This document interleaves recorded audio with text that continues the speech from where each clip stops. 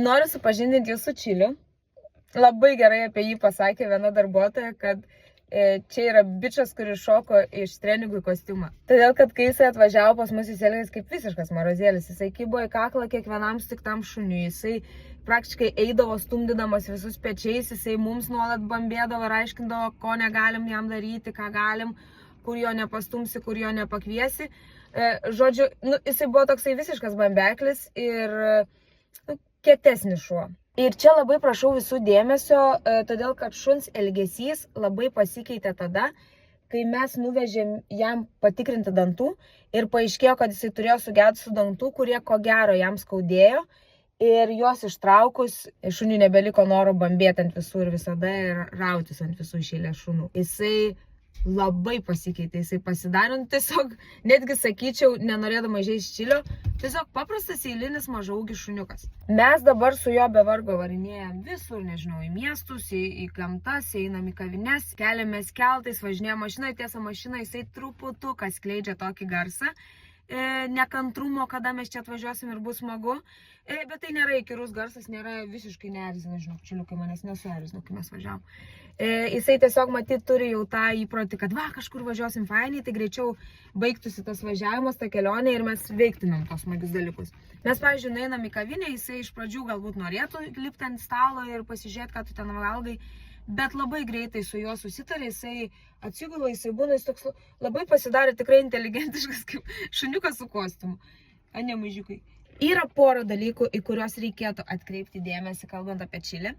Tai vienas iš dalykų yra, kad jisai gali saugoti maistą.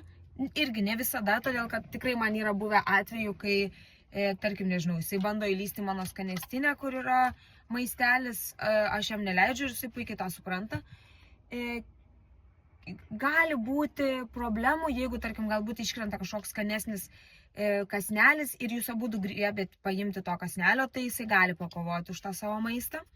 Su tuo galima dirbti arba galima tai tiesiog žinoti ir neatiminėti šuns tų resursų. Kitas dalykas, ką reiktų žinoti apie Čilį, jisai turi išskirtinį santykį iš šunis. Su vienais šunimis, pavyzdžiui, netgi gyvena. Tarkim, su mano šunimis eina pasivaikščioti ir nėra jokių problemų. Yra ir kitų šunų, su kuriais jis gali eiti, vaikščioti, būti, leisti laiką.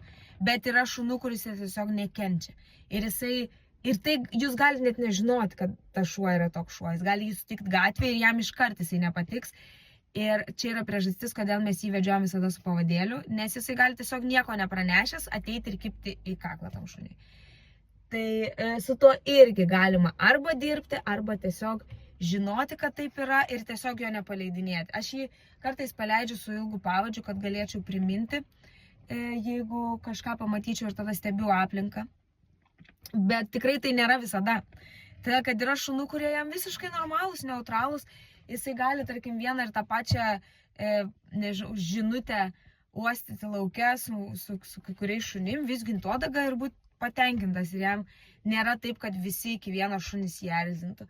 Tai čia ir yra tas toks įdomesnis dalykas, nes realiai jisai kaip ir galėtų gyventi su kitu šuniu, bet jį būtinai reikėtų supažindinti ir matyti, pažiūrėti, kaip jisai elgesi su to šuniu. Ir dažniausiai būna, kad jeigu jam tas šuo nepatinka iš pradžių, jisai nuomonės nelabai ir keis. Toksai kategoriškas vaikinas. Bet mes su to irgi jau visiškai nebeturim problemų. Pirmiausia, mes žinom, kad taip yra.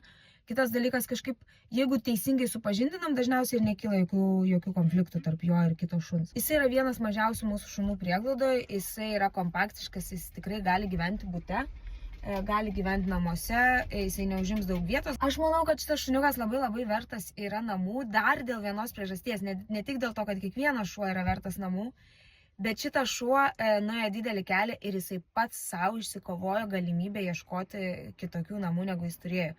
Jisai gyveno prie grandinės ir jisai pats nuo tos grandinės nusitraukė ir mūsų darbuotojas dukrytė rado jį plavinėjantį gatvėm su grandinė ant kaklo. Kai atvežė jį mums, mes visada tikrinam čipą ir įvyko tokia stebuklinga klaida, kad skeneris nenuskenavo to čipo. Ir mes manėm, kad šuo nečipuotas ir mes laimingi, nereikės jo grąžinti prie grandinės. Ir jau praėjo labai daug laiko, kai atsirado jo buvęs šeimininkas, jis kreipėsi kitą prieglaudą. Ta prieglauda su mumis susisiekė, sako, pas jūs yra ta šuo, bet sako, jam nebereikia to šuns.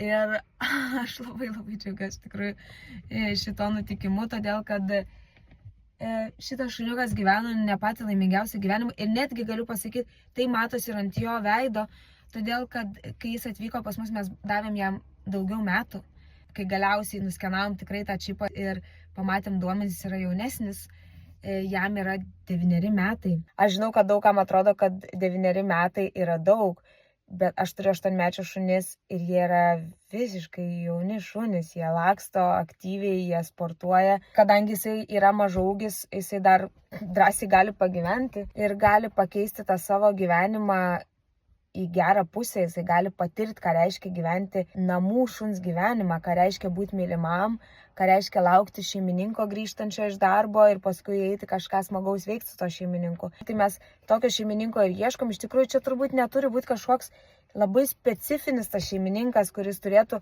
labai daug patirties su šunim. Čilis dabar yra, kaip jau minėjau, visiškai paprastas mažaūgis šuniukas, kuris gali būti fainas šeimos narys, lydėti jūs į pasivaikščiojimus, labai nepavargdamas to, kad jisai tikrai dar turi labai daug energijos ir tiesiog atsiminti tos dalykus apie jį, kuriuos aš minėjau, kad gali išvesti jį truputį iš kantrybės, bet mes visi esam asmenybės, visi esam su savo pliusais, minusais ir mums visiems kažkas gali sukelti kažkokią reakciją ir tai yra labai normalu. Jeigu mes priimsim, kad kiekvienas gyvūnas, kiekvienas šuo gali turėti tos pačius dalykus, kokius galim turėti savo charakteryje mes ir tiesiog priimsim kaip charakterio dalį, tai man atrodo, apskritai nebus jokių problemų gyventi nei su Čiliu, nei su bet kokiu kitu šuniu.